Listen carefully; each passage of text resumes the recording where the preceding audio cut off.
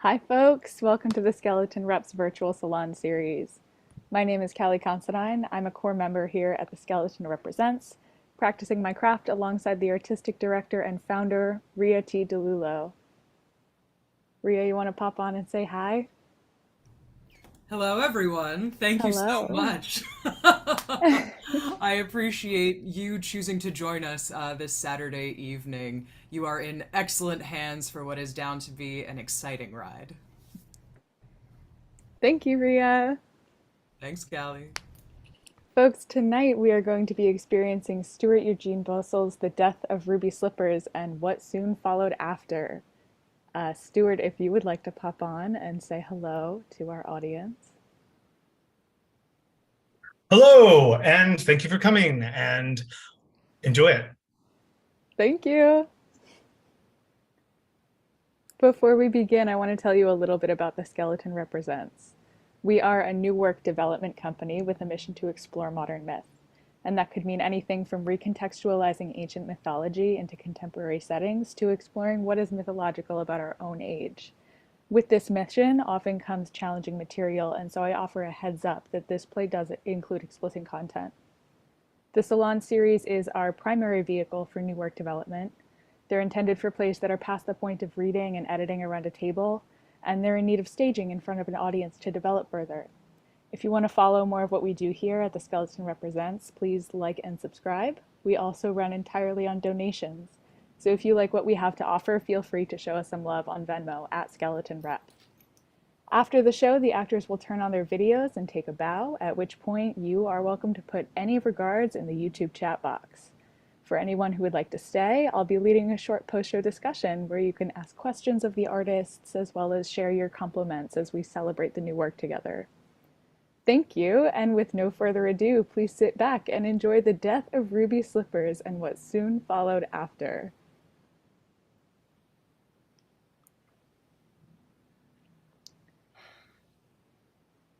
Some nights are different than others. Some nights there is a silver moon rising between antlers of cactus. Some nights there is a silver fog over the desert. And some nights you reflect the darkness like a knife blade reflects Winona Ryder's face. A spotlight snaps on center stage. Gareth is there, covered in dirt, leaning on a shovel.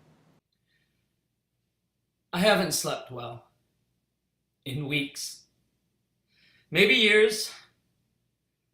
I can't remember the last time I just woke up. Now I wake up like a scream. We need 5 graves, Gareth, so keep digging. 5 graves? I keep digging. After all, Clay's got a gun pointed at Aiden, and I'm just the guy in love with both of them. So, what else am I gonna do? By the time you realize it can only end badly, you're already mostly through. He digs his shovel into the earth. Blackout. A dog howls. I was a theater major. Once. A light rises on a bar. Ruby Slippers, in terrible but astounding drag, is sitting at a table with Clay. I played Macbeth, but Professor Brown said I was just too faggy. You see the princes, Evan? He said to me. The princes are laughing at you right now because they can tell your wrists are too limp to effectively stab anybody. That's right. Donalbain is laughing at you, Evan. Donalbain. Well, you can imagine how I felt about that. So I grabbed my slippers, click, click, click, and ran to the costume department. Nobody's wrists are too limp to sew, right? Anyway, it's okay. I was happier there, but I did miss the stage, so I came back, because I missed the magic. Of course, now I'm just another cunt who's had it one too many times, right? Oh well, a promise, a dream, a three-way with a football team. Everything turns to shit, right? All caps. But seriously, I get here, and of course there's some bitch running the place already, but I know I'm supposed to do my time, so I play all nice and goody-goody, but after a while I notice I'm not exactly getting prime numbers to do my play, so it's like, fucking A, who does a whore have to throw a bucket of pig's blood on to make some space for the new generation here? Well, turns out the other banshees want that bitch out as much as I do, and so when she sort of trips or falls down the stairs elevator shaft and dies in the dark like my second virginity, nobody really worries too hard about it, and the police are like, thanks for getting one more crack queen off the street, boys, and I'm like, you said it, fellas! This one's for Glinda! And now I run the place. But at night, when I'm all alone in here, I swear to fucking God I can hear her moan and think, well, who needs to play Macbeth, right? I'm living it. And that's what we call a real San Francisco story. Gareth enters, cleaned up, dressed in the same clothes we saw him in at the start of the play, but fresh. He sits down at the table. Ruby immediately stands up. Hello. Hello yourself, honey. You want another beer? That would be great. Thank you. You, handsome? I'm alright, thanks. Are you sure? He'll take one. And a shot. Of course he will, won't you, handsome? The shot's on me. One for you both, of course. Thank you. Yeah, thanks. Thank you. I appreciate you coming in on off nights like this. Well, we had nowhere else to go. The city's full of bars, honey. Yeah, but this is the last one where you can hear yourself think. Ooh. And who wants to hear that? I'll tell Van to crank up the music. He's straight, by the way, if you couldn't tell, so hands on. But only if you tip well. I'm a great tipper. Funny, honey. You got ketchup dripping all over your chin. Why are you always handsome and I'm always honey? You say that with such deep-seated disappointment. It's like you're made of Trimex and I've got cancer. So really, what did Harvey Milk die for, huh? Your sins. No, yours. How was the toilet? Covered in staph and chlamydia. This place is so real. So real. I mean, what color is that wallpaper? Emphysema? Precisely. It makes me miss smoking. You never smoked. Well, not really, no. Sometimes. And with great passion. Your epitaph. But not really, no. So what you miss then is Yes. the sitting next to The being adjacent to... cavalier self-destruction. You know me so well. Have we met before, sir? Perhaps dancing? No. Hunting. Cheers. My bottle's empty. Hold on.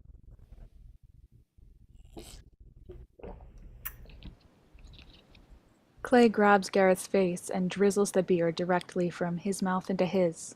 They kiss. Thank you. Bienvenue. Real comment. Okay, so it's easy. Okay. The only rule is don't lie. Okay. And don't think about it.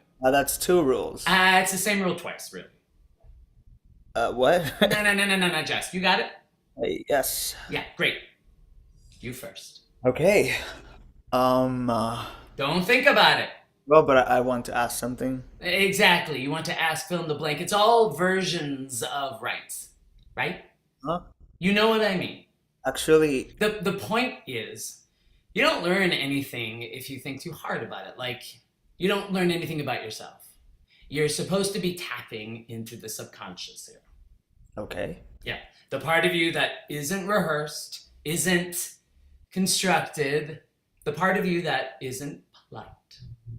The other world. Now you're talking. So, do it. Go first. Whatever you want to talk about. Whatever you want to ask. Okay. What happened to me? What? Is that the wrong question? No, it's just Soon? too soon for what? I've known you for 5 years. But It's just surprising, is all. why? I don't know. It's very honest. Isn't that the point? Yes, but I mean, is that really what's at the top of your head Pretty much all the time? all the time. Wow. I mean, mostly. Progressively. Okay. See, that. It's what's happened to you. What? You say you shouldn't think too hard about it all, Yeah, you shouldn't. but you always do. It's what's happened to you. So, what's happened to me? Ruby arrives with drinks, including a shot for herself. Here you go! May at least one of us escape that howling mob of specters that's pursued us since birth.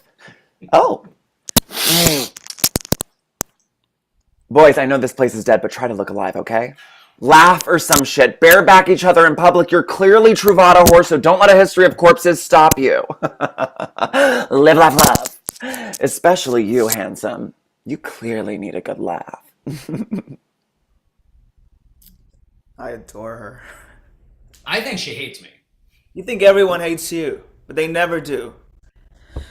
Okay, I'm going to go contribute to the bacteria pool, see if you can rehearse an answer to my question before I come back. Is this you breaking up with me? I would never break up with you. Gareth pulls out his phone, texts someone. Crossfade to a coffee shop. Aiden and NOEL. He's so hot. No. Yes, he is. No, he's not. I like his eyes. I like his beard. He's so hairy. I like that. He's fat. He's not fat. He's a little fat. He's heavier. He's not fat. He runs. I don't believe you. He's heavier. I like it. It's cuddly. And he runs. He's old. He's not old. He's sort of old. He's really not. You're in love with an old fat guy. He's not an old fat guy. You're in love with an old fat guy. A hairy old fat guy. He's not an old fat guy. He is hairy. That's all you're right about. And I'm not in love with him. And he runs, and you're in love with him, and you are. A little bit. I'm not. A little bit. I'm... Okay, maybe. See? Maybe just like a little bit. Oh, precious. But you can't just be a little in love. Yes, you can. No, you can't. It's all in or no in. That's how it works. Balls. That's how it works with love. Fat testicles. You can deny all you want. Love don't care. Did you hear that in a song or something? Yes, of course. Which song? Every song. All the songs. All songs are about that. All songs? Everyone. The Wreck of the Edmund Fitzgerald? Yes. Duh. And who the fuck picks the song like that out of the blue? He would. Of course he would. He's old. He's into old shit. Old dead shit. Like Gordon Lightfoot in the Iliad. Probably thinks he's a wizard and can do magic. He is magic. And it was playing when we kissed for the first time. You never mentioned you kissed him. Okay, no, it wasn't playing. I made that up. You never mentioned you kissed him. Or did I? Probably. You make things up. I do not. You storytell. You exaggerate. I romanticize. Like an actor. Like a poet. Like a bard. You lie. But with sincerity. There has to have been music. I swear to God, I was hearing music. But maybe I made that up. And you never mentioned you kissed him. I've done a lot more than kiss him, Noel. Oh, shocking. I'm shocked. We're adults. Well, he's one, on paper. I put my dick up his ass. Bravo, John Waters. So why would I fantasize about kissing someone to the wreck of the Edmund Fitzgerald? Because you're into old, fat, hairy dudes. Stop it. Old, fat, hairy, dead dudes you think will take care of you, and you gotta spin it to admit it. Can I get you two anything else? No. No, thank you. You sure? Your coffee looks empty there. We're fine. Thank you. But if I have another cup, I'm gonna be up all night. And Sweetums here needs his rest to keep the olds hard, so go away. Sure. Call me if you need anything. She's such a bitch. We're not exactly a dream table. Let's sit here another hour, order nothing, and then absolutely fail to tip her. Crossfade to the bathroom of the bar. Clay is peeing. Ruby is fixing her face in the mirror. Slow night here, huh? Whole city seems dead. I went outside to smoke and it's just silent. Like, utterly silent. AIDS crisis silent. Yes. All I could hear was a dog barking. Just one lonely dog. One lonely dog with nothing to hunt. Clay moves his stream so that he pees on the floor. They both silently watch the puddle form. Your piss sounds like AK-47 shells dropping on polished concrete. You'd be surprised how often I get told that. I see the article. I can imagine the comment section. Clay finishes, puts his dick back in his pants, and zips his fly. Slowly. He meets Ruby's gaze.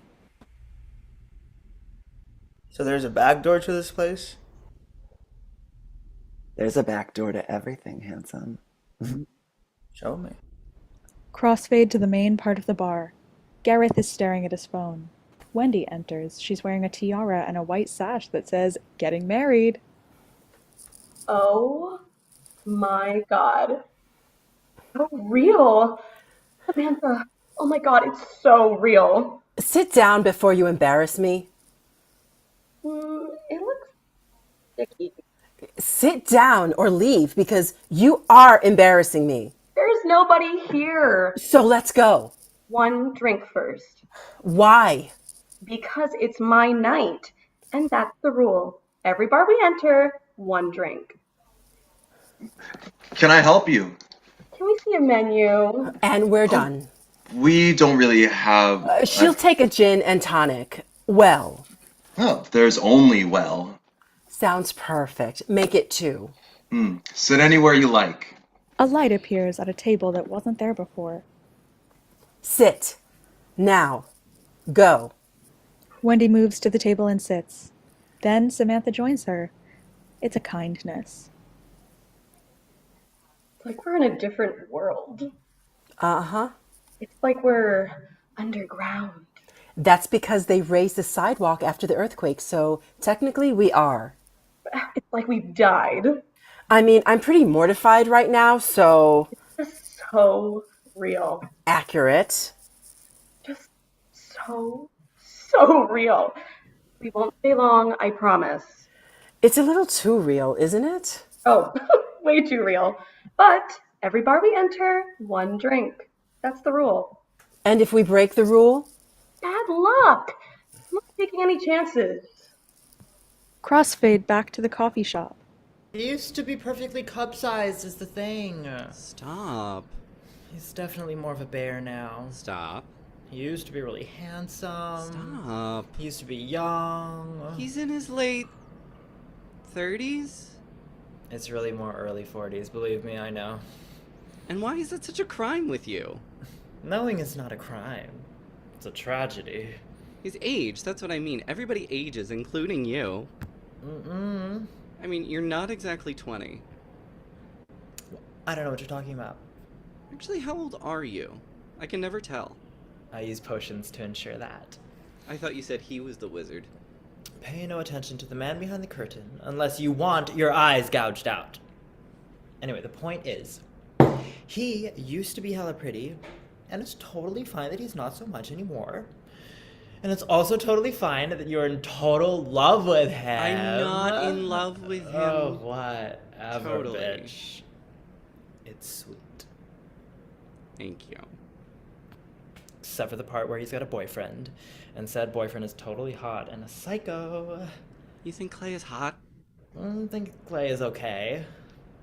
And by okay, I mean hot. For an obvious psycho. But I'd fuck that cunt in a heartbeat. I'd let that cunt fuck me. I'd be verse with that cunt. You hear that, Allah? Verse! Their relationship is very non... They're fucking! They live together. It's poetry. Whatever. It doesn't matter. You aren't part of it. Bullshit. There is no version of the story where you and Gareth end up happily ever after. None. Nobody knows that. Nobody ever knows that. Honey, listen to me. I'm trying to save you some grief here. He'll never be yours. Never ever. You can borrow him, maybe. Borrow him? You can suck his cock a few times. You can fuck him. I've done all that. And he'll even probably let you spend the night all wrapped up in his arms. Why are you saying this? Your head tucked up against that hairy chest. Stop. But Clay Windsor has Gareth Hearn by the balls, and he'll always have him by the balls because Gareth likes it that way. Gareth likes his balls in the grip of a handsome man, and you've got nothing to offer, honey. You're just a hot boy summer afternoon and it's October. He just texted me. I know. 2 barred enter, 1 barred leave. What? It's our joke, Noel. It's our secret lover's code. You're not invited. Please. Been there, done that. Spelled magic with a K. Now he never texts. Never.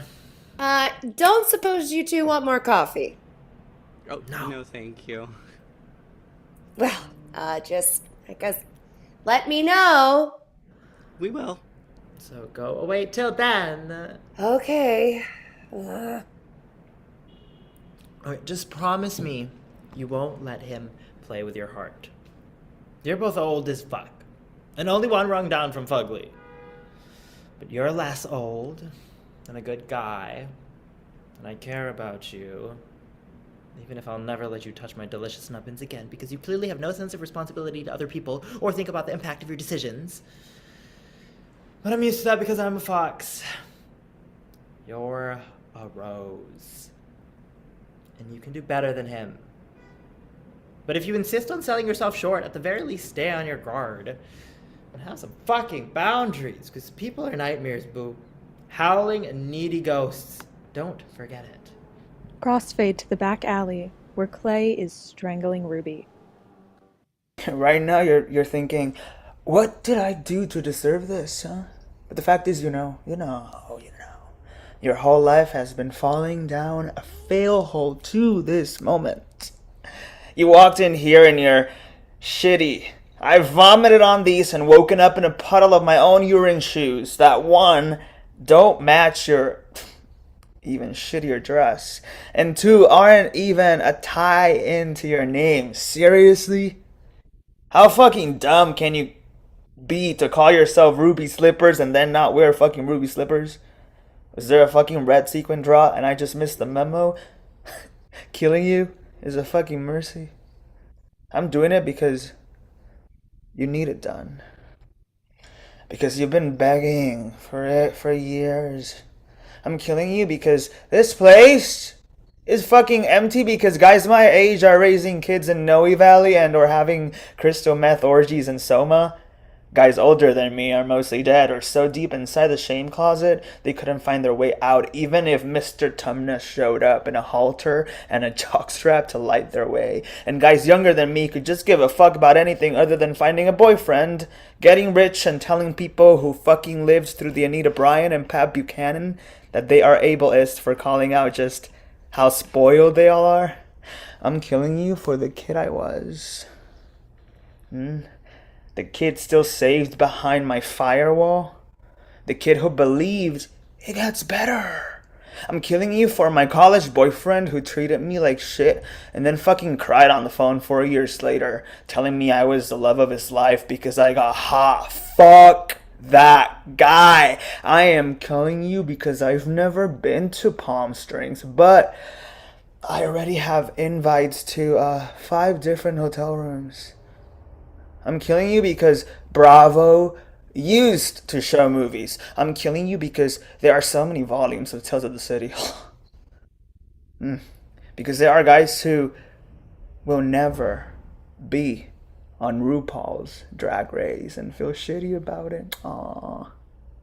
But also for all the guys who have been on it and pandered to little internet faggots investing in NFTs, this is for them.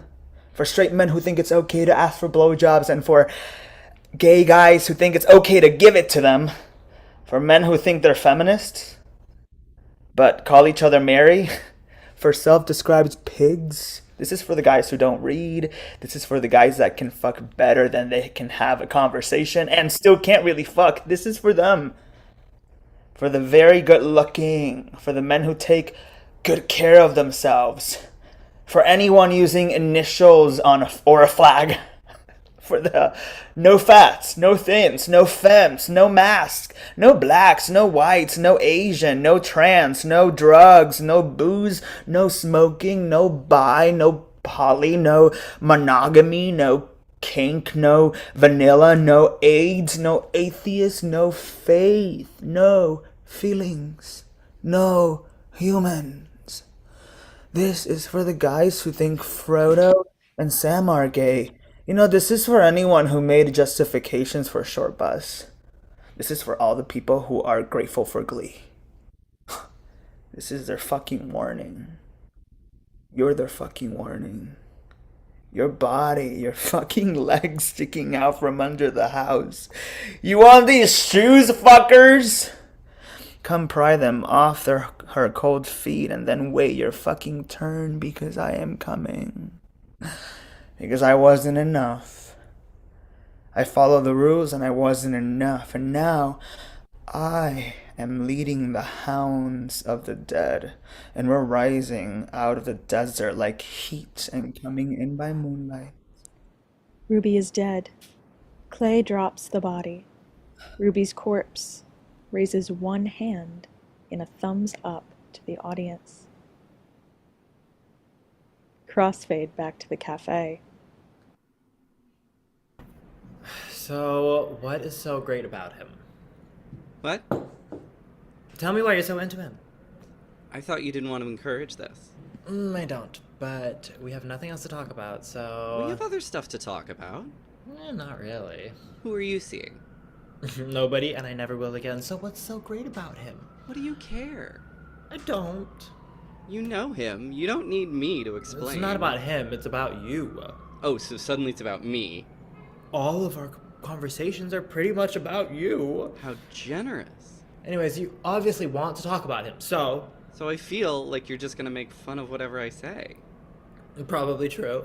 Well, I don't want that because I really do like him. And I've always liked him, so it's not about he's so great or whatever. There's no rhyme or reason to it. It's not math. No, honey, it's definitely not math. It's not about him adding up or not adding up to the positive. Or the negative? You can't add up to the negative. Debatable. And I'm not making plans here, or anything. You're just full of hopes. And expectations. Terms. I just know that I didn't... stuff now that I didn't know before. About him, about me, about us. There is no us. There is no you two. We had this moment, you know? There is a maybe. Where we saw each other. There's a possibility And of an you us. can't unsee each But it's other remote. once you've seen like each other. 17% chance of And happiness? that's really all I have to say about it. Oh. You just texted me again. Sigh. Crossfade back to the bar. Gareth puts his phone down on the table. I ordered us another round. I hadn't even drank the previous one. Well, I drank it. Mine and yours. You were gone for like a long time. Yeah, well, I was murdering Ruby's slippers in the bathroom. Oh, hot. You think so? Duh. I knew you would. That's why I did it. Have we met before, sir? Hunting. No, dancing. Let's do the bartender next. Yeah, we'll need to. Maybe. Maybe not. I mean, we could probably use a hostage. That's good thinking, actually. I am the brains here, handsome. We'll see, honey. Thanks for the round. My pleasure. Murdering people is exhausting. I'm actually really thirsty. Oh, I bet. I mean, I can only imagine. Well, you could also not just imagine. The world is your forest. Right. It's like so many people to kill. True. And it's kind of sexy. I bet you would like it. Like dancing. We have met before, sir. You did have a dark side. You still do, right? I wear it on my sleeve, next to your favor. And there's nothing darker than hate criming one of your own in a back alley, don't you think? That's some spicy darkness right there. You nailed it. What do you think her dick tastes like after she stopped breathing? Well, what do you think my dick tastes like covered in her blood? Only one way to find out, cowboy. Oh, wait, do you think her bones will, like, crunch? She looks low on calcium. Brittle. Like a fucking pterodactyl. Like a pterodactyl with bad eye makeup. Say that again. Bad eye makeup. I want to fuck you on her corpse. Would you? Yes. I'd fuck you on her corpse while you blew some guy we interned at who didn't show or know she was dead. Wait, a trucker? A meth head? Or a district supervisor? Anyway, she's in a back alley, so we could give it a try. Yeah, just let me finish this drink, handsome. Though I think it's probably a better use of our time if you hold down the fort while I go buy a gun and rent a van. Perfect. I can do that. I love you, honey. See you in a few, okay? Don't let the bartender go anywhere.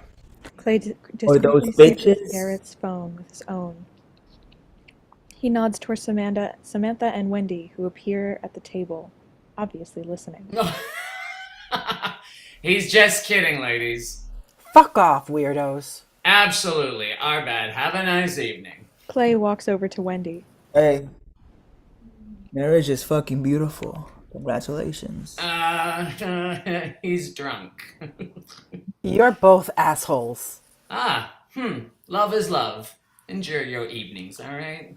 He exits towards the bathroom. This place is so real. Can we get another round here? I thought we were only doing one. Oh no, we're staying. Crossfade to the coffee shop. God willing, there will come a time in your life when you realize that the reason so many songs are about being in love for just one night is that one night is about how long love actually lasts. Everything after that is really just somewhere on a continuum between obsession and fondness.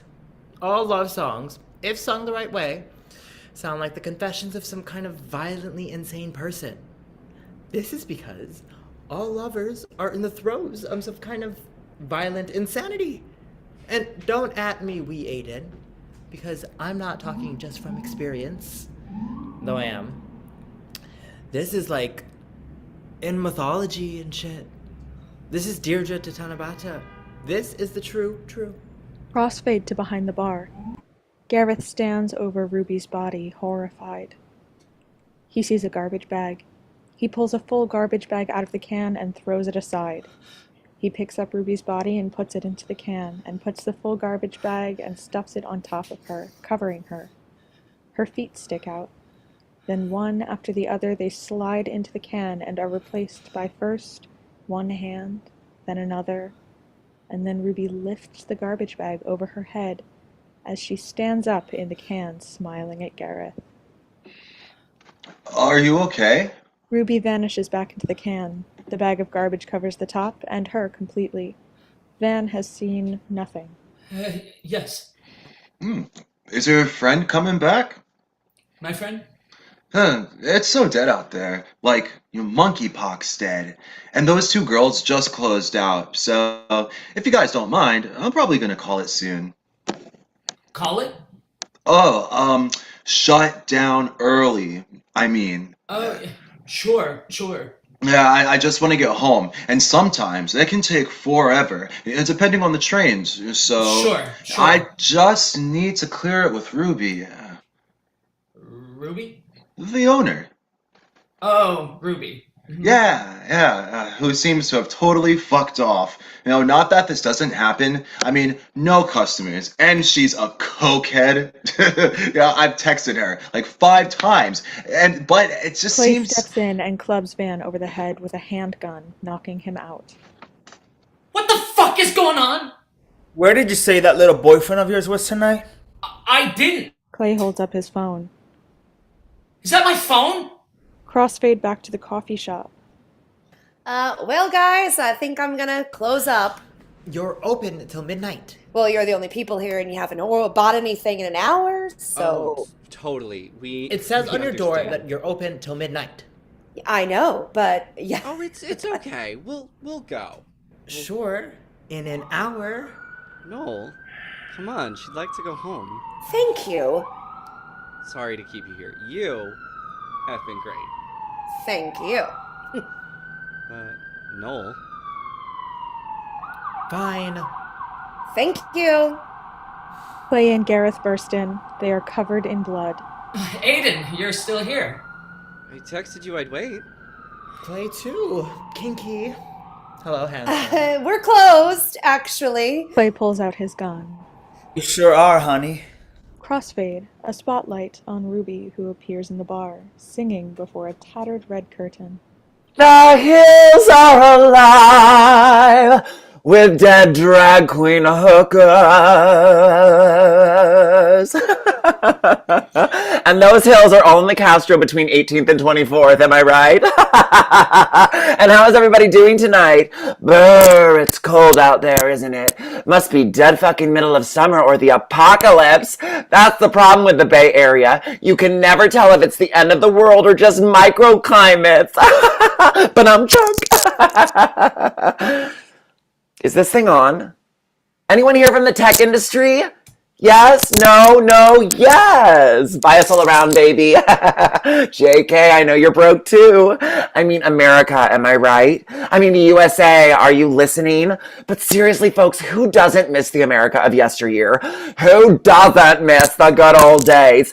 Who doesn't miss 1997? Ooh, throwing it back. Who here can still even remember it, right? None of you? God, what is everyone, 24? Okay, look, have you seen Rent? Not the movie, I mean the show. So the show is set in the 80s, but you know how they have those memes where they take a Disney princess and redraw her costume with historical accuracy? Well, if you attempt to draw a historically accurate portrait of 1997, it looks like the original Broadway production of Rent. Like, the AIDS was there, the bigotry was there, but there was optimism, hope, joy. Oh, but who cares, faggot, right? I mean, that's what you're thinking, right? Who cares, you old ugly yesterday's dog bone faggot? Woof! But it's our history, fags. It's our heritage, fags. And let me tell you, fags. Don't say that word. Hold on, faggots. A concerned heterosexual woman is here. Excuse me? I said, please don't use that word. No. You said I shouldn't use that word, but I like it better when you request so we can both agree to your backpedal. Now, which word? Huh? Which word do you wish I wouldn't use? You know which one. I sure don't. I use a lot of words. I'm a multilinguist. See my tongue? Please don't be mean to me, older person with their own history and trauma. Sugar, this is my nice face. The smile's not real, but the puppy dog eyes you can't buy on just any old in-flight catalog. Huh? I won't be mean to you, Sugar. I promise. But I can't promise mean things won't happen. I know that fucks with your already fragile sense of security, but that's Chicago. But we're in San Francisco. Whatever you say, Sugar. Anywhere but Kansas. It's strange. You said it. It's like I can't understand you. A given, but go on. I'm able to hear you. Hearing but isn't listening. Everything you say. Everything you hear. Like a dog barking. Bitch, I howl. Please don't use that word either. Biatch, you wanna howl with me? I asked you not to use that word, please. How with me, bitchy bitch bitch? Come on, do it! I'm a very nice person. I know, I see that. I don't respect it, but I aspire to it, so how? I can't. You can. Do it. Howl for Ruby. What is happening? Where is Samantha? Where am I? Where do you think? Why is it so dark? Because it's nighttime and the back of the van doesn't have any windows. Back of the van? Come on, Wendy. Keep up. We're here now. That's all that matters. Be here with me. Howl with me. How do you know my name? Osmosis, your blood's trickled into my mouth. What? And just a little bit of your brain. What? They put your body right on top of mine. What? In the back of the van. What? And all this stuff is coming out of the holes in your head where they shot you. Blackout. Men are the worst. The lights come up on the bar. Samantha and Wendy are at their table, which has a couple rounds and empty glasses on it. They're finishing their last drinks of the evening. I've told you this 1,000 times. I think we both know your perspective is Correct. biased. Because I'm a lesbian? Yes, exactly. Well, not all lesbians hate men. Most lesbians don't hate men. I know, but you kind of do. Yes. So, there you go. Bias. Yeah, but not because I'm a lesbian. No, but as a lesbian, you're not worried about finding a man. True. Lesbianism has liberated me from the find a man to live syndrome. So, see, when you say things like, men are the worst, you can say that because there's nothing at stake for you. You can take that position because it doesn't matter whether you mean it or not. I don't care either way. But I can't believe men are the worst because I like men. I want men. Does not mean I need a man to live. But you kind of do. I do not. You're kind of codependent.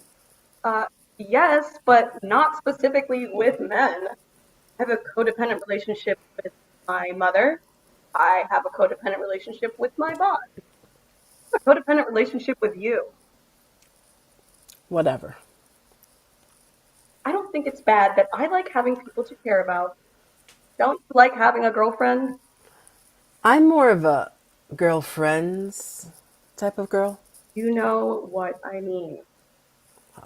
I think it's insane to expect people to be with only one person. You like companionship. Everyone likes companionship. I like companionship. I don't need companionship. You probably do. No, I do. Fine with admitting it. I need companionship. Obviously. But I can need something and have a healthy relationship with it. Your idea of being healthy is being smothered. Is not smothering me. He tells you what to do. He's super suspicious of you. He's always checking up on you. No. He just doesn't like me going out without him. Or going out at all with you. You see? Yes, but all that means is that he doesn't like you. What's not to like about me? Nothing. But the point is that if he was smothering me, if he was like as controlling as you say, He is. then I wouldn't be here with you now. On your last night of freedom. But I am. I am here with you. Clay strides purposefully past the women. You should go home, ladies. Could you take a picture of us? No fucking way. Just take a fucking picture of us, faggot. Clay stops dead in his tracks. He turns. He smiles like the bared fangs of a dog. I love to. He holds out his hand tentatively. Wendy hands him her phone. Thank you. Wendy moves to sit next to Samantha. Hey. Stay statistic. Please. Clay takes the photo. Okay, one more, just in case. Clay takes a second one, and then hands Wendy back her phone. Thank you. Yeah, thanks. No problem, ladies. Fucking weirdo. Oh, look, we're so cute. I mean, oh my god, you could not be any grumpier, Samantha, but I look adorable. Yeah, you do. Make sure you send me that. And a Christmas card once in a while. Hey, stop it. Really, I'm getting married and I need you to be happy, okay? Whatever. Not whatever. You're my best friend. Sure. I love you. Please. You know that. I'm your best friend. You're my best friend. And you're codependent. What an honor. Yay, life. Clay enters and shoots Wendy, then Samantha, dead. Gareth enters dragging Van. For a moment, they stare at one another, and then Gareth hands Van to Clay, who drags him off. Gareth stands in the center of the bar looking at the dead women. He picks up Samantha and starts to drag her to the door, getting blood all over himself. As he struggles, he turns towards the door to see Ruby standing there. She howls.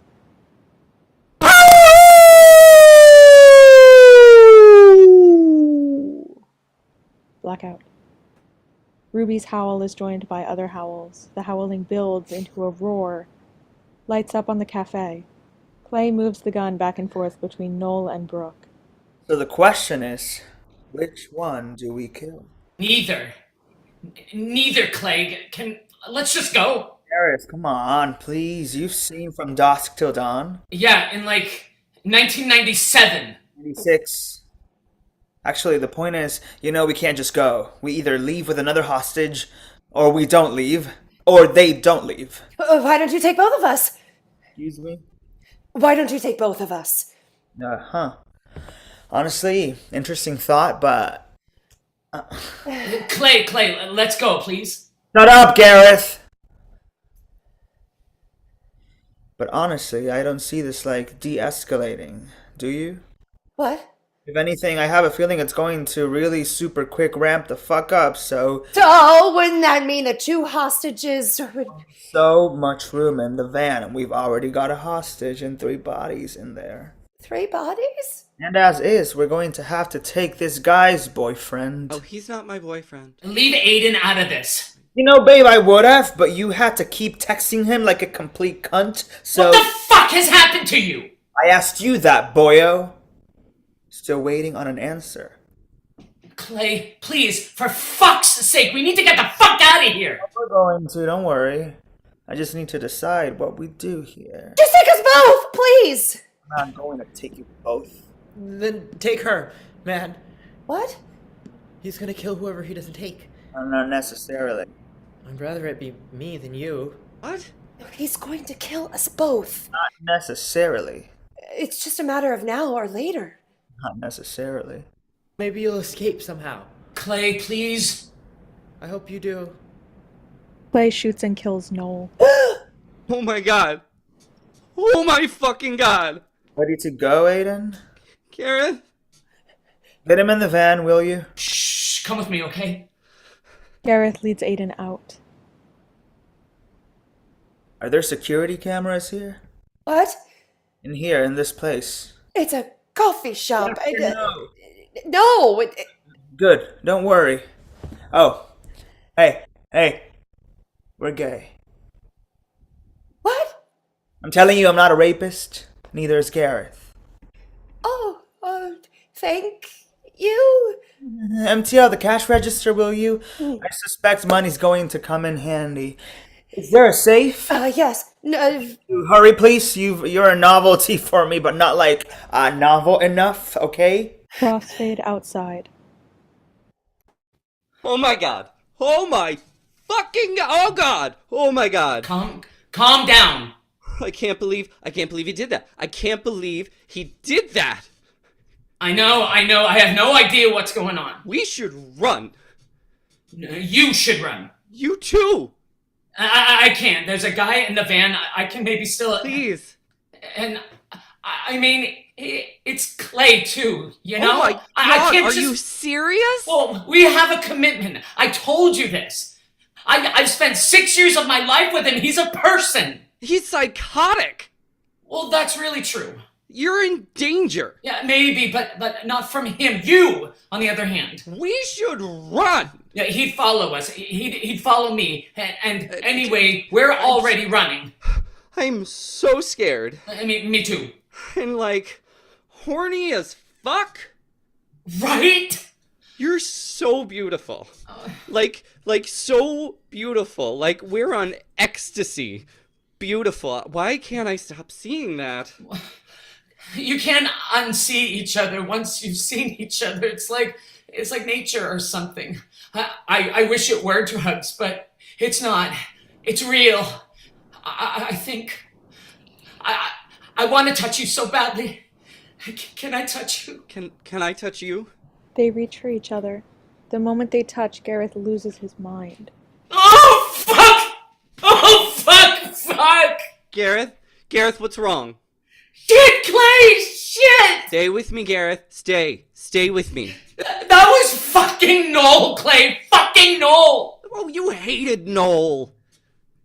No, I didn't! Yes, you did. He loved Brokeback Mountain. You said it was just a female projection of exotified homosexuality, sterilized for mainstream American audiences that only love gay men when they die. But that doesn't mean I hated him. I don't know. It sounded really mean. I guess I just assumed. Oh, God! Oh, God! I'm losing my mind. I'm completely losing my mind. Just breathe with me, Gareth, okay? Breathe, okay? Breathe with me. Yoga breaths. No, I don't do yoga. I run! Just breathe! Aiden grabs Gareth by the arms, forcing him to be still. See? Do that with me. Do that with me now, okay?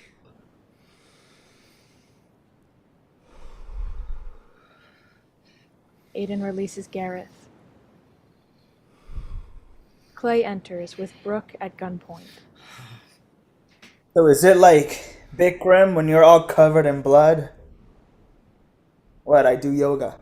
Clay pushes Brooke towards Aiden. Aiden, dear, put Patty Hearst in the van along with the Lindbergh bartender, yes? And then wait where I can see you. How do you know I won't run? Because you still believe in the kindness of strangers, and you're a fucking coward. Aiden takes Brooke from Clay. When did we turn into Leopold and Loeb? That's a lame-ass comparison, and you know it. Oh, I don't think. Besides, didn't you say Leopold and Loeb were hot? I think they're played by hot actors in the movie Swoon. I never said... Same thing. No, it's not. One is a fantasy. Historical fiction. Yeah, and one is reality. In reality, I would never find them hot. They killed a fucking kid. Yeah, well, it's not like we did that. We've killed 4 people! 4 grown-ups! Why does that make it better? I don't know, just for me. You know they've all done something to deserve it. We've all done something to deserve it. But even if that were true. Oh, well, it's too late now. No, shut up! Shut up! Just fucking shut up! Fucking shut! Please, just shut the fuck up! Come here. No! Come here. Clay puts his arms around him. I love you so much. Oh, I know. I am so scared of you leaving me. I'm not going to. I'm never going to. You're the one who's gonna leave. No. I promise I won't. It's okay if you do. It'll be okay if you do. I won't ever stop loving you. Ever. I won't ever stop loving you. You know that, right? Yes. And you believe that, right? Yes. Truly. So, if this is just you trying to keep me, stop. You don't need to. The part of me that is always with you always will be. No matter what happens, no matter what happens to you or who you become or I become, we can't undance this dance. Gareth kisses Clay passionately. It grows heated. Gareth gets down on his knees and starts undoing Clay's pants. We don't have time. Yes, we do. No, we still have to get Noel out of the coffee shop and into the van. And clean up the blood on us. You know, I don't care about the coffee shop. But we should probably clean that too. Yeah, let's do that. I'm okay with being a mass murderer, but I am not okay with some minimum wage worker having to deal with that shit. That's just not cool. This will take like 5 minutes. What? Are you laughing? I'm about to make you come buckets. What? Nothing. Just we're way more Bonnie and Clyde, don't you think? Huh? Than Leopold and Loeb? I guess. Yeah. Like, That makes sense. yeah. Yeah. I mean, all great romances are heterosexual. Clay pushes Garrett's head into his crotch. Don't swallow when I come. You spit it in my mouth. Gareth performs oral sex on Clay. You know, I've always hated three-ways. Well, with you. Somebody's always being left out. Yes, you do a hell lot of fucking bloody wonderful job making it seem like we're all in this together, but, you know, that's probably what I hate. Like how enthusiastic you always are. Like, what a shit ton of effort you put into making sure everybody knows how equitable into everyone you are, even if, like, it's obvious that one of us is more into the guy than the other, or he's more into one of us than both of us. Which, let's be honest, is always the case. I mean, they're almost always more into you. They might think they're more into me at first, but long run, it's you. Always you. You're the nice one. You're the deep one. You're the one who gives a shit what their last name is and where they grew up and whether they like their nipples worked. And after a while, they pick up that you'll actually remember them, and that turns their crank harder than the part where I have a nicer body and a bigger cock. And I hate that. I hate that they always think they got some kind of significance when you are mine. You're supposed to be fucking mine, and they know that. They know that coming in. That's the rules. They know that, and they're supposed to respect that. The respect is their admission fee into our lives for a couple of hours. It's the commission we get for making them feel hot, but I don't know. It doesn't work that way anymore. And I don't know if it's a thing that we're getting old, or these new younger guys just don't understand the code or whatever, or we're not the same. Like us, you know? Like the energy between us. Like maybe it's not me that's changed. It's us that's changed. And maybe they walk in now and they can see that, and I don't know. I don't care. Doesn't matter because you love me. And so you do this. You love me, so you watch the door and provide an alibi. You love me and want us to be together forever, huh? Which is what I want, because you're like me and you want me, and He comes in Garrett's mouth and pulls him to his feet. I own you. I own you. Gareth spits into Clay's mouth. They kiss. That tasted like snow. What have you been eating? Crossfade, the back of the van.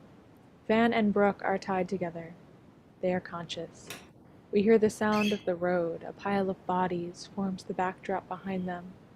As the living speak one by one, the corpses slowly rise. The dead stand, watching. So, well, what do you do? What? No, well, what do you do? Are you fucking kidding me? I'm just trying to No, we're just establish sitting here tied to one another. And there are exactly. 4 corpses literally rotting literally next to us. I can smell that too, Ugh. okay? I mean, we are in a horror movie, living a horror movie. I'm thinking it's more of a thriller. And you take this opportunity to ask perhaps the dumbest question ever. I'm just trying I mean, to. you do realize we're in incredible fucking danger here, yes? Yes, Well, we have been kidnapped by psychotics. I would And appear this so. is not a movie. This is real life. I know.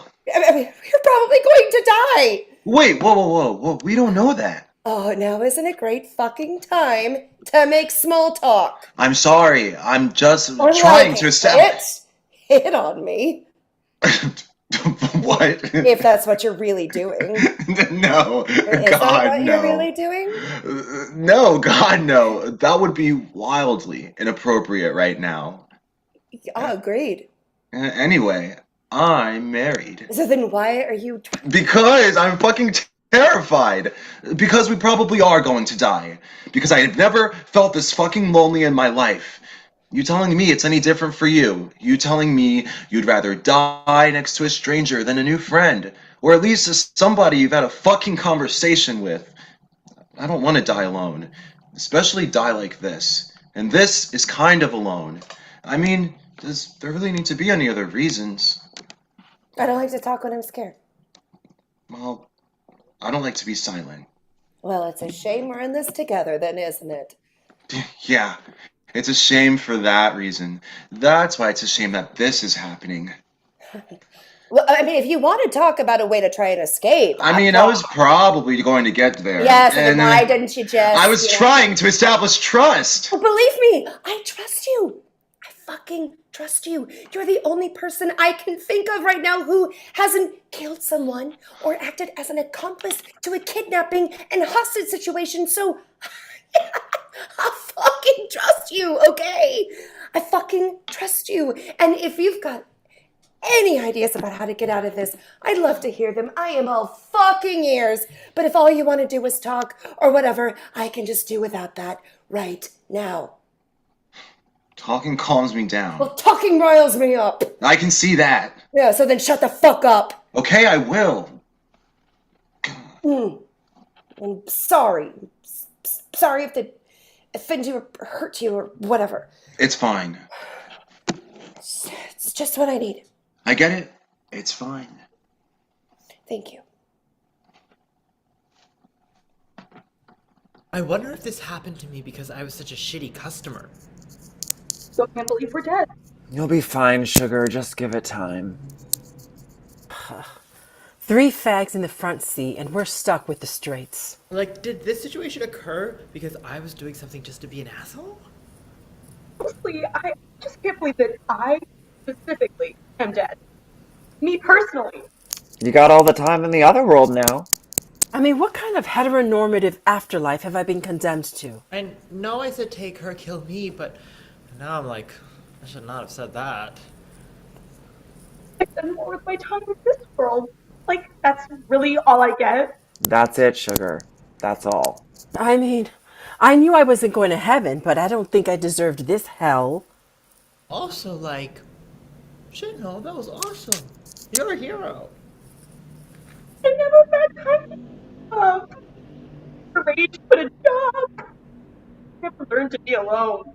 Especially not boring-ass straight people hell. I got married. If they fall in love, I'm done. Just done with this whole thing. You're a good person, Noel. I'm a good person. Oh, yeah. Oh. Was. Let him go, sugar.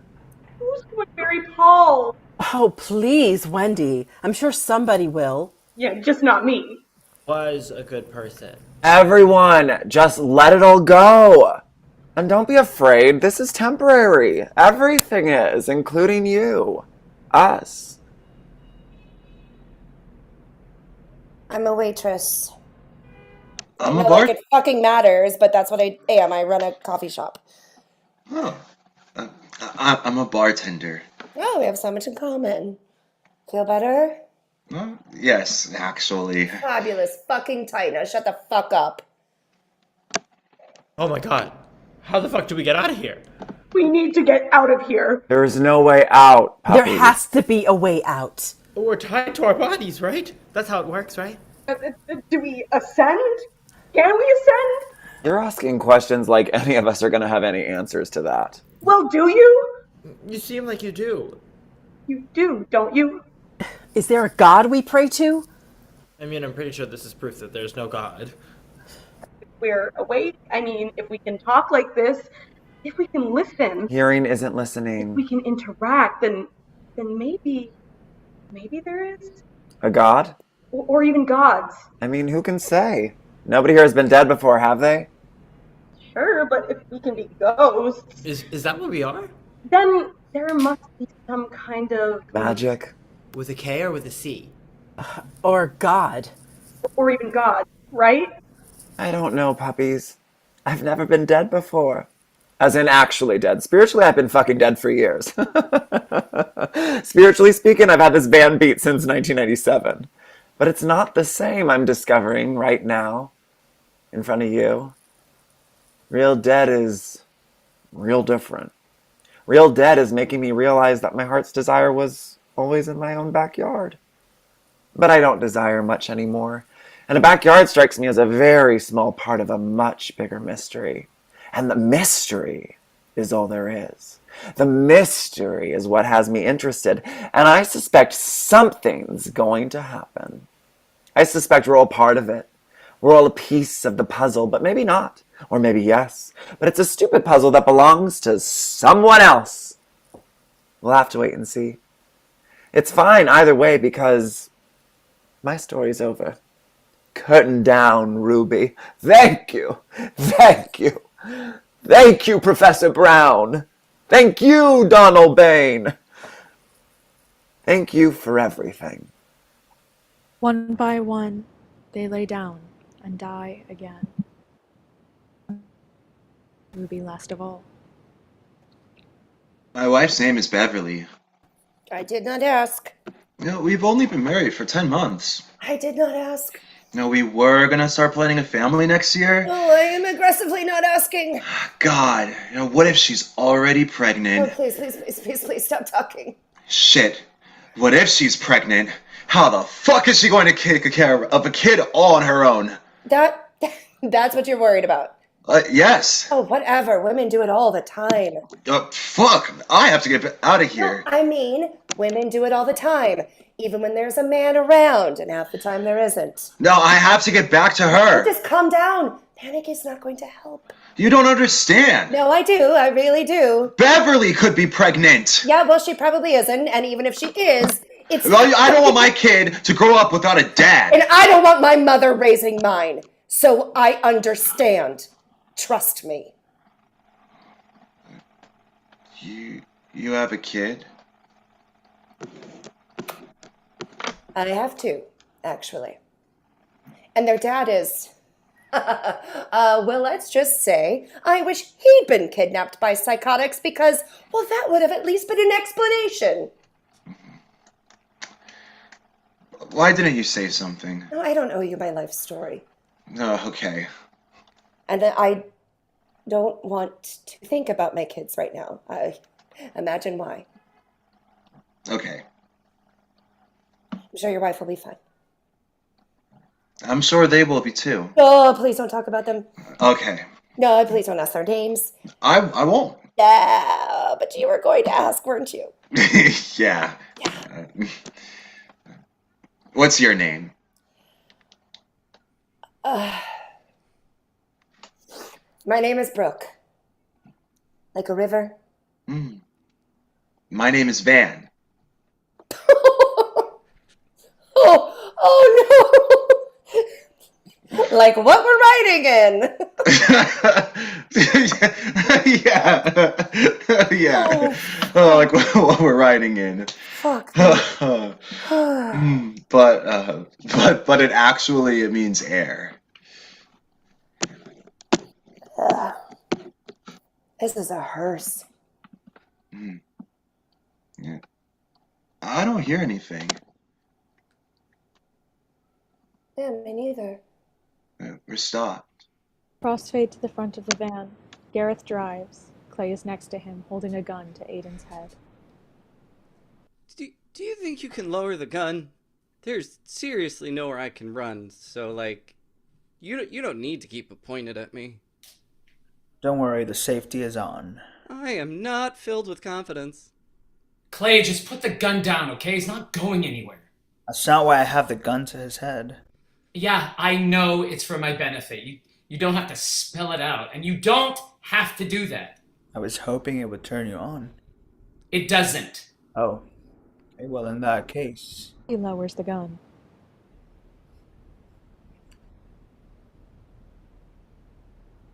Please, I would have never shot you. Really?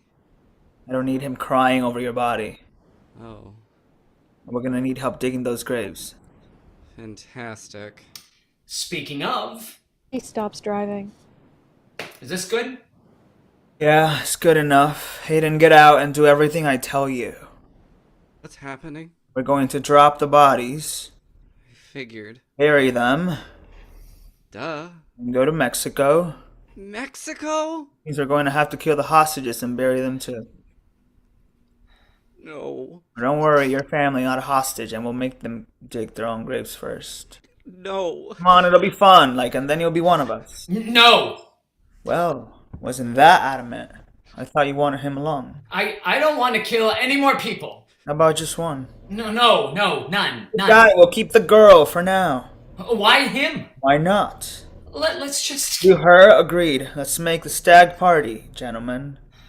Clay opens his side door and gets out. Gareth immediately follows, slamming the door shut. Then Aiden opens the door on his side and steps out into a park a year later. Brooke sits on a bench. Aiden walks over and sits next to her. She immediately stands up, shaking, and starts to pace. Okay. Don't think I didn't feel shitty about abandoning Van like that, because I did.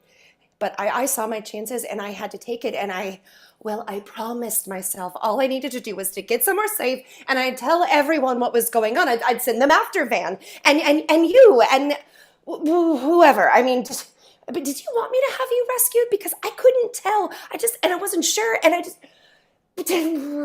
whatever. I mean, I was going to tell people. That was the point. I was going to tell people, and they'd do something, but I'm not fucking dumb, and I knew that whoever it was that I was going to tell wasn't going to be in the fucking middle of nowhere empire. I mean, I am a woman, and I know when and where I am safe. Believe me, it's in my fucking blood. It's like a little, Spider-Man sense or whatever, and I knew I had to get somewhere. Not just... And then police or whatever. But that took 2 fucking days to get anywhere. And I was so fucking thirsty. And it was someone's vacation home. Did you read about that? I fucking passed out in the back of some place with the words Margaritaville painted over the door. And when I came to, it was Wednesday. And I just wanted to be back home and done with it all. So I just claimed that some guys had, I mean, I didn't tell details, just that a couple of strangers had grabbed me at the end of my shift and made off towards Mexico and with all the safe money, and that I jumped from the car and then got lost. And were you raped? They kept asking me, were you raped? And well, since I wasn't, and I said no, and since I couldn't remember what anybody looked like, I hadn't actually seen most, well, they just forgot about me. And now nobody knows that I'm associated with the whole Hearn and Windsor massacre. And that's how I want to keep it. And yes, I was relieved to find out that you and Van were okay. I was. But no, I wasn't going to reach out. And no, I'm not reaching out now. This is just us bumping into each other and just walking separate directions out of this moment. Because I moved. Do you know? I quit my job, and I moved, and I put my kids in different schools, and you and this shit doesn't come anywhere near them. You and this shit stays as far the fuck away as humanly possible, and that's the favor we do for each other out of common fucking decency, because I am a decent person. And I think you are too. Now, but I won't fucking think that if I ever see your fucking face again. Do you understand?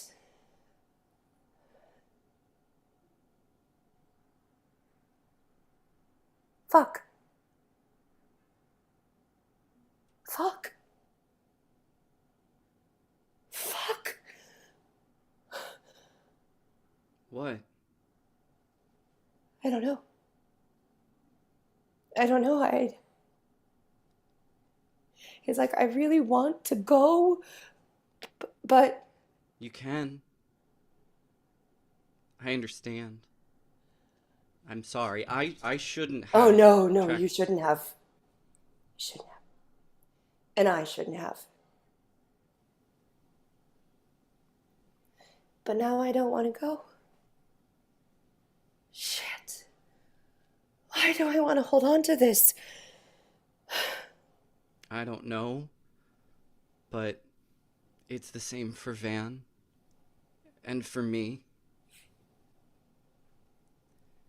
At least we're not alone, you know? What are you talking about? Right now? This is the loneliest I've ever been. Crossfade to the desert at night. Gareth is digging. Van is asleep on the ground, cradling a shovel. Aiden enters the scene and picks up a shovel. He starts digging. Clay stands between them, holding the gun nonchalantly pointed at Aiden. The moon above them is the same from the beginning of the play. I had this dream. We were on a boat in Mexico, in Baja. But it was like a riverboat, like showboat. Like old-timey with a paddle wheel, like Steamboat Willie, only with a paddle wheel, like showboat. Anyway, you were on the boat with me. We kept having cocktails and wearing suit jackets. I'm not sure if we were on vacation or working as waiters. Mint juleps, White Russians, something new with vermouth. The point is, we were in love. And it was so easy. The love, I mean. We were drunk always, and the talking was like fucking, and the fucking was like blank verse. But I wasn't happy. Like, you were acrobatically gallant, and you kept smiling at me, but I wasn't happy. I loved you so much, but it wasn't enough, and you loved me so much, but it wasn't enough. So you decided to jump on another boat, which I helped you do.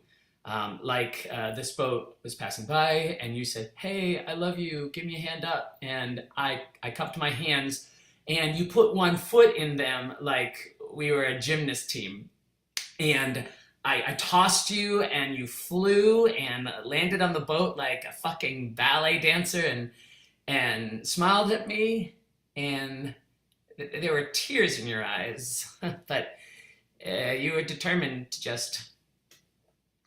I mean, it was like Titanic, but nobody drowned or froze to death. But you know that part where like the steam tower falls on the Italian kid?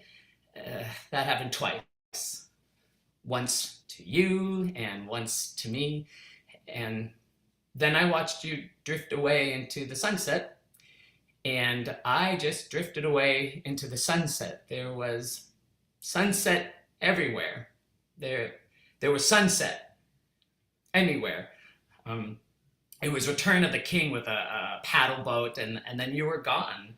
So then our boat docked at the border, and I go out, and everyone spoke French except me. So I couldn't get back into the United States, and my heart was breaking. And this nice French man pretended to understand, but he didn't, and they wouldn't let me go back to the U.S. because it was filled with French people now, and there wasn't room for my return. So I just sat there, and eventually a nice French man gave me a laptop computer, and when I opened it, it was poisoned, and I died. The keys bit me, and naturally, the last name on my lips was yours. And with that, Gareth swings the shovel and caves Clay's head in. Blackout. The lights rise on the past, sometime about 6 months prior to the action of the play. Music, the wreck of Edmund Fitzgerald.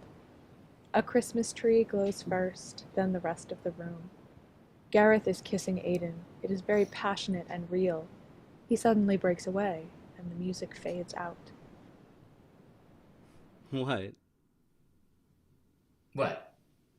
You stopped. Yeah. Don't. What? Don't think about this so much. I'm trying not to. You always think about things so much. It ruins things. I know. So then don't let it. He goes to Gareth and kisses him, but Gareth pulls away.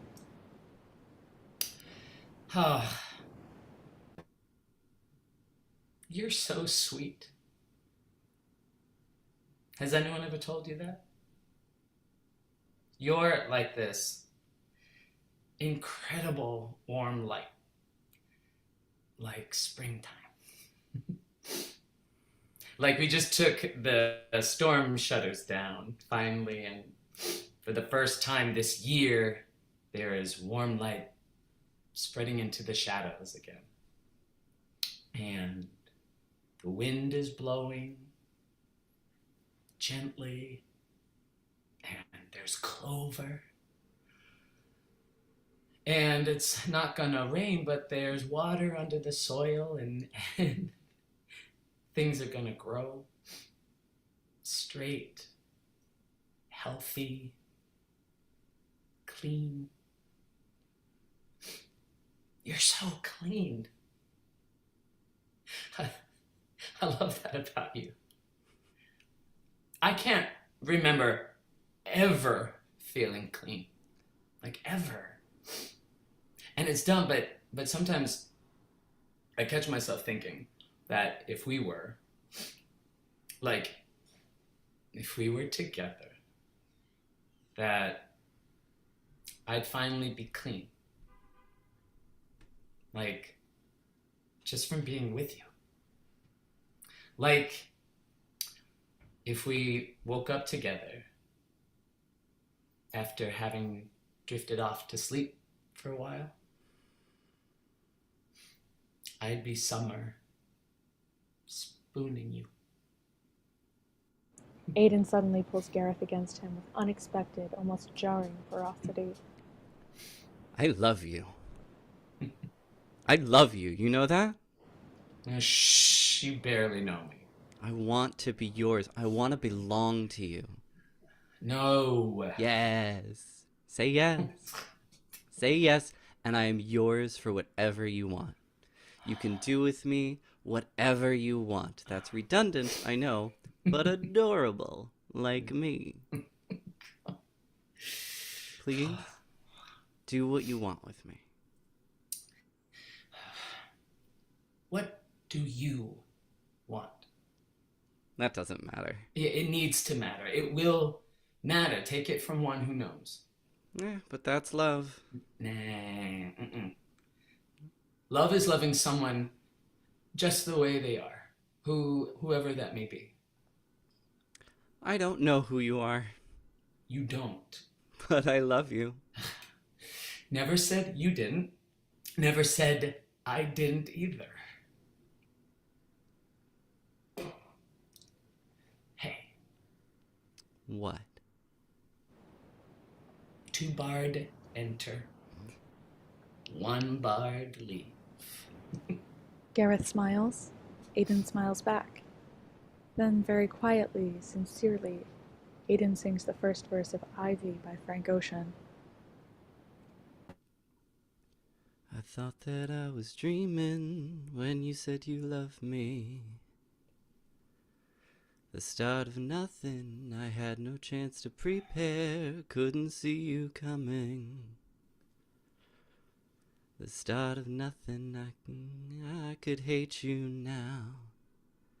It's quite alright to hate me now. When we both know that deep down, that feeling still deep down is good.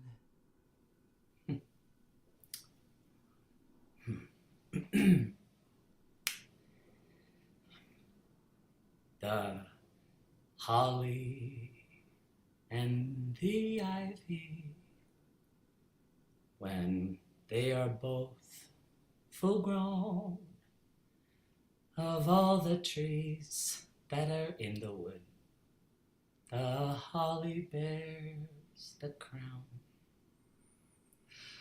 Oh, the rising of the sun and the running of the deer, the playing of the merry organ sweet, singing in the choir. Blackout. The baying of dogs that swells into one long, low howl that crests and breaks like waves as the moon rises and outlines Gareth standing in the middle of 5 low burial mounds, arranged like an upside-down star with the point facing the audience. On each lays one of the dead. To the north lays NOEL. To the south, Samantha. To the east, Ruby. To the west, Wendy. Center is Clay. Gareth is in tatters, his body covered in dirt like war paint. He holds a shovel like a spear. Truly horrible things. You've been through truly horrible things, haven't you? Yes. And this is just the part you know about. This is just the part you get to see. Truly horrible things are going to happen to you, aren't they? Truly horrible things are coming. Probably. I seem to be blessed with an interesting but complicated life. And that's how you want it, isn't it? Not always. Not every day. Not when I'm with you. Sometimes. I don't want to lose you. Yeah, you won't. Eventually. There's a road less traveled by that we're both on. It'll cross again. Motherfucker. I'm sorry. How fucking dare you? I'm really sorry. How fucking dare you make me love somebody right now, you manipulative, lying little piece of shit! I didn't lie to you about anything. I'm talking about me. There's no version of this where we end up together, is there?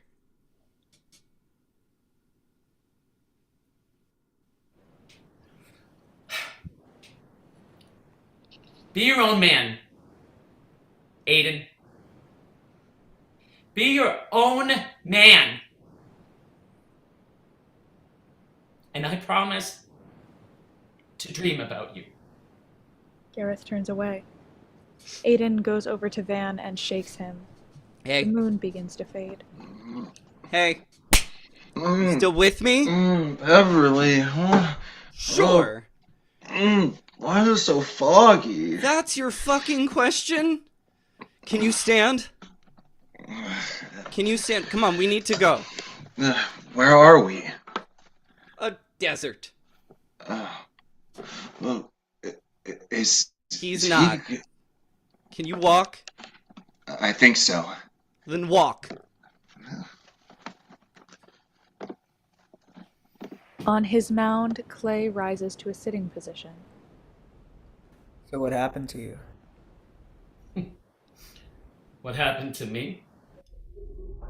You changed. I did not. You did. Or maybe I did too. Either way, it was like I didn't know you anymore. You had. You did. People tell us who they are, we just don't usually listen, do we? Why? Well, you know. The usual reasons. Selfishness, stupidity, kindness, fear, love and stuff. Were you like that when it came to me, I mean? Absolutely. Oh. I probably owe you an apology, don't I? No. Just I did really love you. I do. But I'm afraid all I've got to offer you is just body count. It's beautiful. Thank you. Clay. I loved you. I love you. I know. And that is what happened to you. It is, isn't it? It's your turn now. What? To ask a question. Oh, no. No, that's okay. Please. Do. It'll be the last thing I can give you, and I'd like to send you on your way with a high note. Okay. Behind him, the sun begins to rise.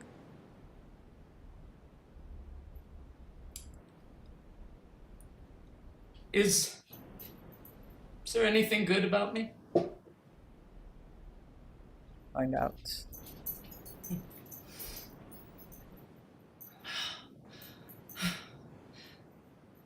Come to me. Come to me now. Come to me from all directions. From each corner, I call you. Through each element, by every name. Come to me now and stand before me. A hunting horn sounds. All the dead howl. Everything goes dark but Gareth. He stands center, still as a statue, listening to the silence. Then, a birdsong.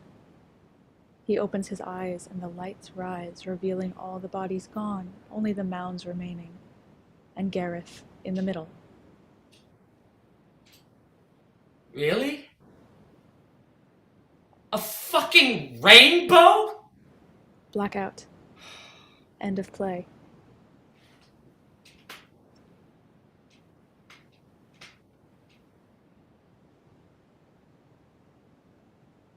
Woohoo! Congratulations, everyone. That was beautiful. And thank you to our audience for joining us tonight. Let's give a big round of applause to our performers this evening. And thank you to Stuart for giving us the opportunity to engage with this beautiful story of the death of Ruby Slippers and what soon followed after. Folks, if you would all like to stick around for a bit of a Q&A, Stuart and I will be taking questions, comments, love in the chat box. While we wait for that to roll in, does anybody want to talk a little bit about the process of this extraordinary piece of work?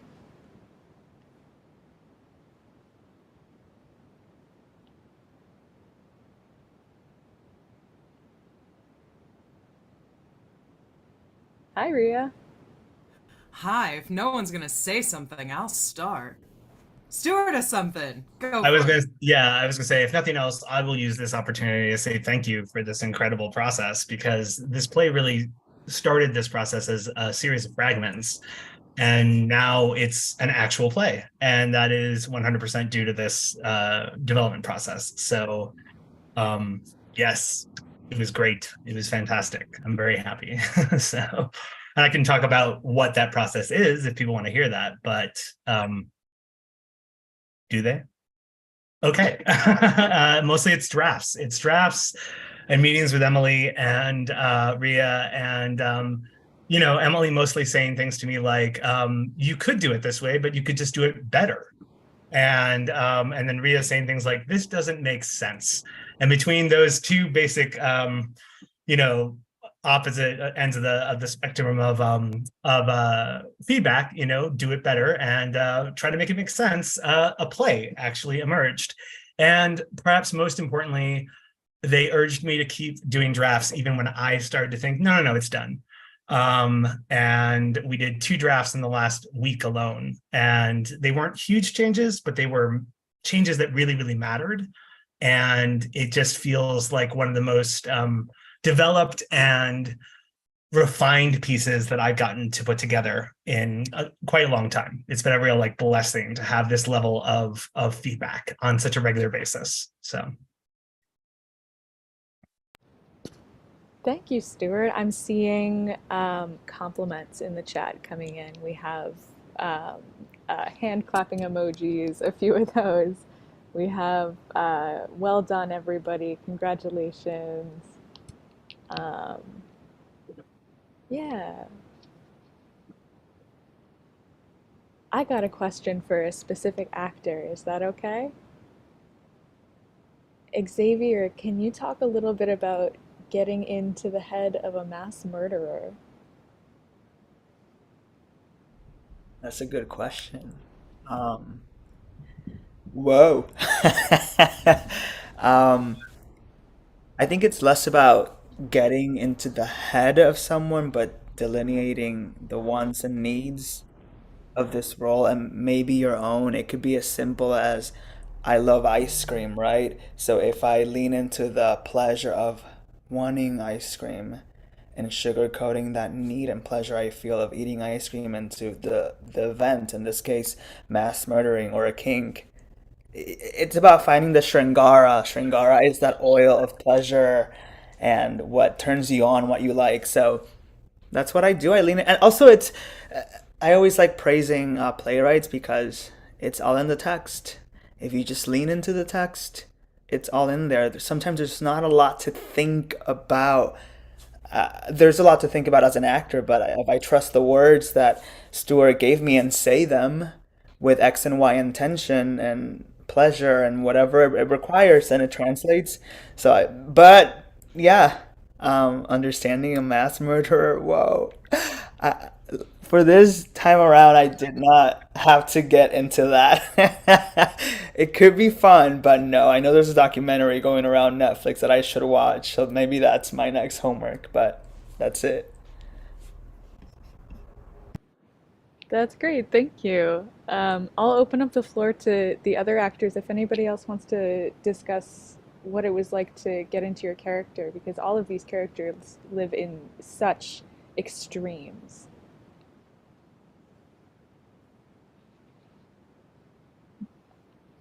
Sam, did you feel like you started feeling Ruby even more as you got into drag, getting ready for the performance? That's a great question, Kayleigh, and thank you.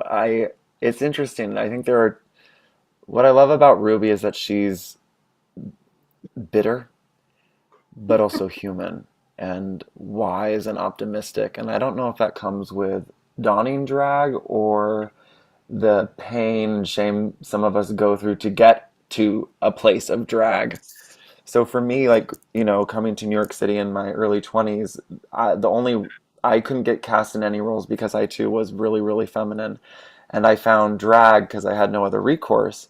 And I brought in a lot of that bitterness and hatred and anger because I felt that was prevalent in the drag community. But what really set me free was bringing kind of the humanity into it as well. So putting on the wig and putting on the makeup was like putting on that veneer and that armor, and then taking it off throughout the show gave me a chance to kind of unlock the human that's there that I we're love that you sometimes did afraid to that. I expose. noticed that as we were going. It was really beautiful. Thank you. I wish there was a filter, but Not at all. You don't need one. God bless you.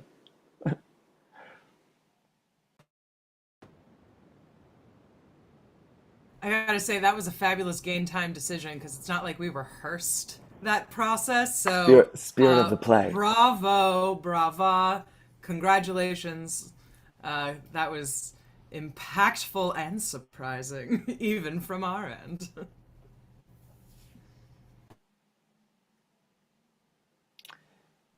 I've got one for Kayleigh. Wendy is this wonderful sort of character. She's a person, but she's a caricature too. Have you ever encountered that particular person in a queer space? Oh yes, all the time. You know, even going to musical theater school, you're surrounded by a whole diverse group of people, and you have a very prevalent LGBTQ plus community going to that kind of school. But then you also have the straight white girls that got the lead role in every single play, and you see that all day, every day as you walk through the halls. You see the way they react to people, even in the class. So that's kind of what was playing in my mind as I performed Wendy, is calling back on those girls. And I think I had said it before, was Wendy is like every girl I've ever hated personified. So, but it also makes her very fun to play because you get to put on this mask and be a completely different person from who I actually am. So, thank you.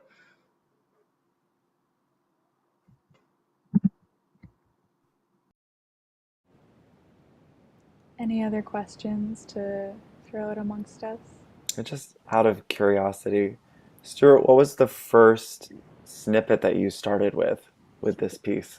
It's a line that isn't in the play anymore. Actually, it's been changed. It's sort of in the play, but it was the moon reflects like Winona Ryder's face in a knife.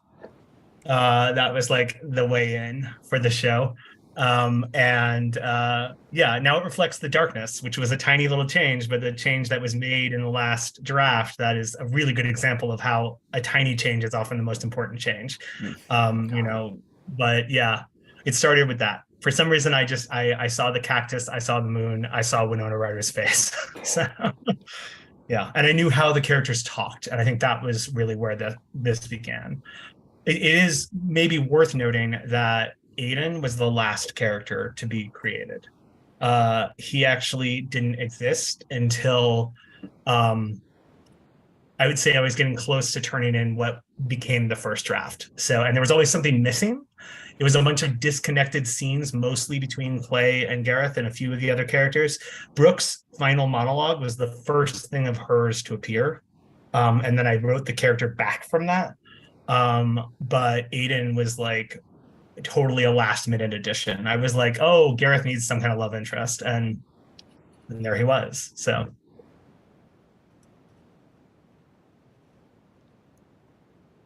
Writing's weird.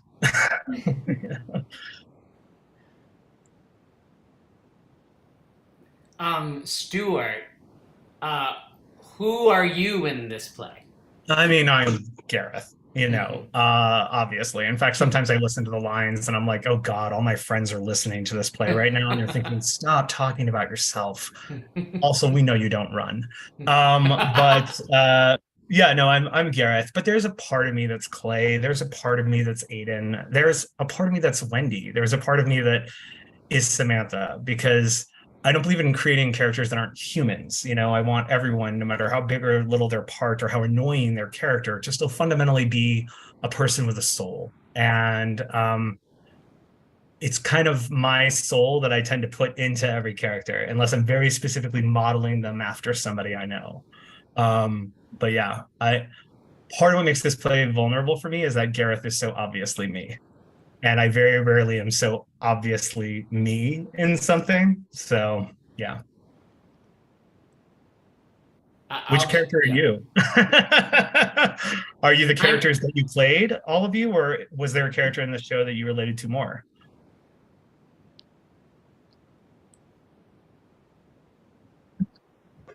I was going to say, I really love Aiden and Noel's interactions. I feel that I draw more from their interactions with one another with my own close personal friendships than I do with, say, Samantha and Wendy.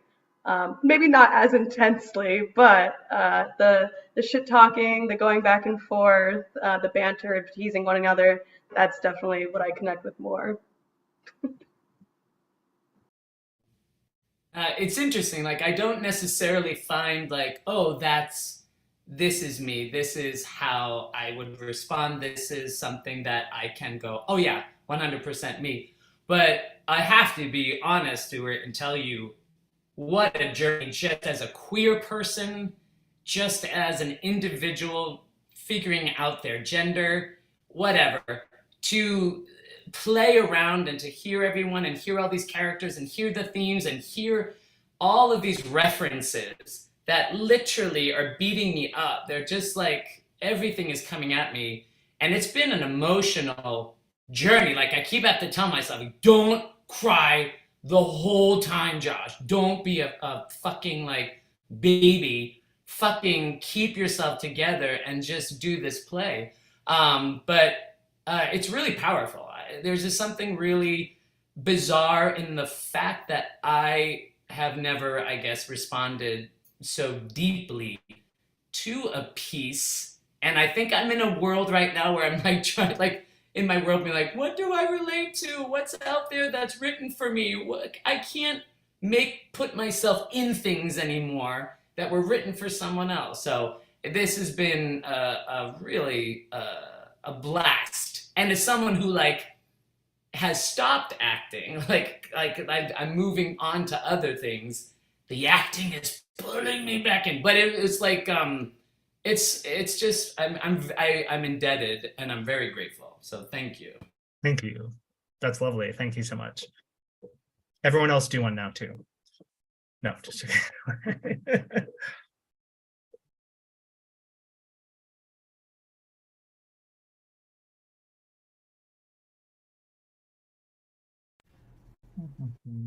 I'll say,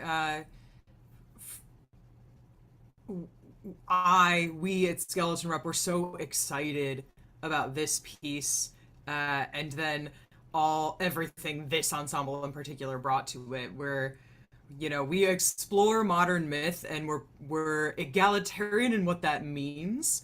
We like to see, you know, sure, all the ancient stuff, we've done plenty of that, and we also really love to see what is mythological about the world we're living in now, because those stories happened because of people who had experiences, and they wrote those stories and they made them big and they made them epic. And even in our relatively short process, I think that this group really stepped into what it is to be those storytellers and to elevate all of these characters in their wholeness and their flaws and their excellence equally. And it's a really dynamic world to step into. And so when it comes to exploring modern myth, you know, I was really excited. We were all really excited about developing Stuart's piece. So thank you, Stuart, for going on the journey of development.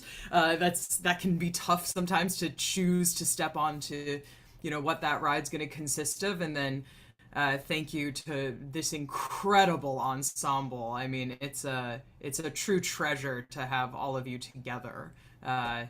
Maybe one day more than just floating boxes.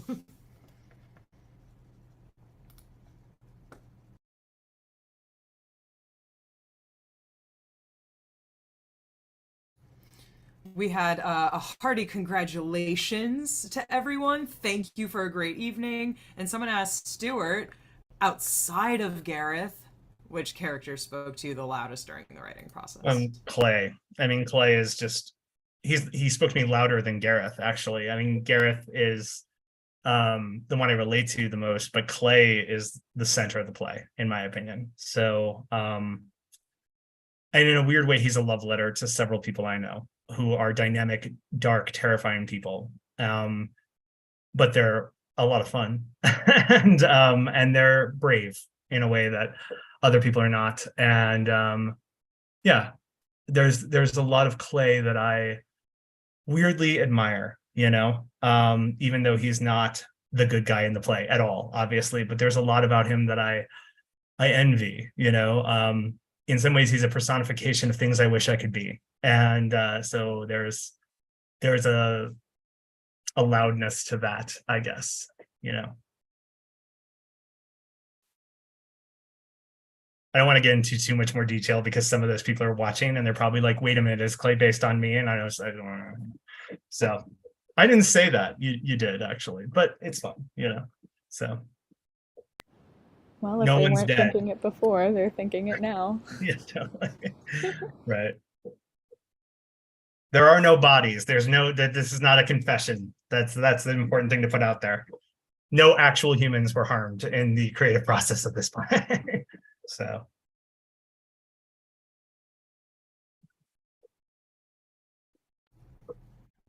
Does anyone have anything?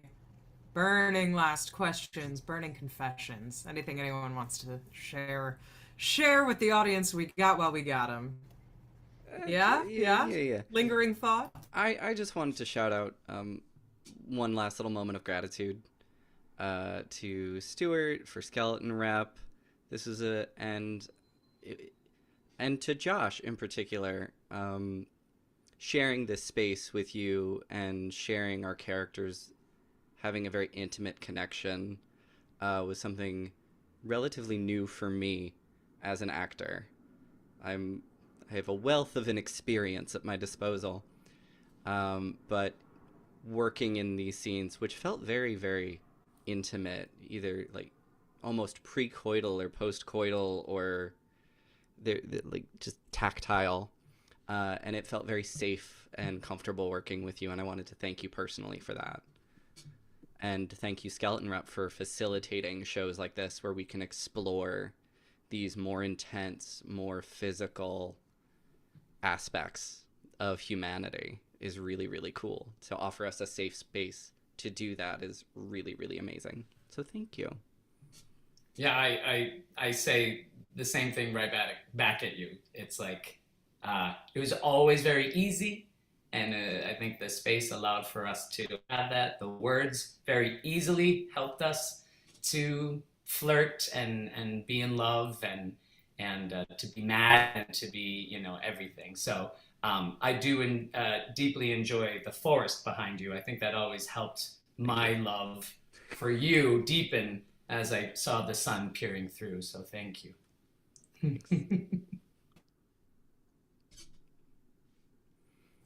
See, there was a lot of murder, but it's really a love fest over on this end. It's a love story. And I think it comes through.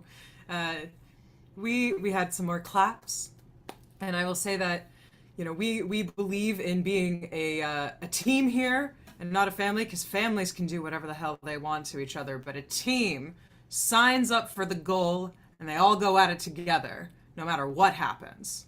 And we all play the part we gotta play, and sometimes that means playing the whole game, and sometimes that means being a pinch hitter. Really? Right? A sports metaphor? Really? Yeah. For Have this you show? seen Okay. who directed this? We're doing a sports metaphor at the end of Ruby. How dare you? So, I say that to say we chose to be here together. We chose to tell this story, and all of you who are out on the other end of the streaming service chose to spend your Saturday night with us. So in that way, we did make a chosen family. We did make a chosen commitment. We all chose to show up here together for this process. And so for that, to really practice our craft, we all have to show up together. So playwrights got to write pages, actors got to play characters, and audience members got to show up and be present for what's happening. So I think this was a deeply successful experience of everyone getting to practice their craft together. And so we're about to end the live stream. Claps all around as they're coming in here. And I will do so with the closeout that I like to lead the end of our rehearsals with. So If you at home want to join us as I close out the live stream here, you are welcome to. I ask you to take your hand and place it on your heart. You can keep your eyes open or closed, whatever you wish. Notice your palm. Trace the circle of your palm against your chest. Trace it around the other way. Sense the rhythm beneath your hand, its movement. From my heart to yours, I thank you for your time and your energy this evening. It has been a true honor to share space with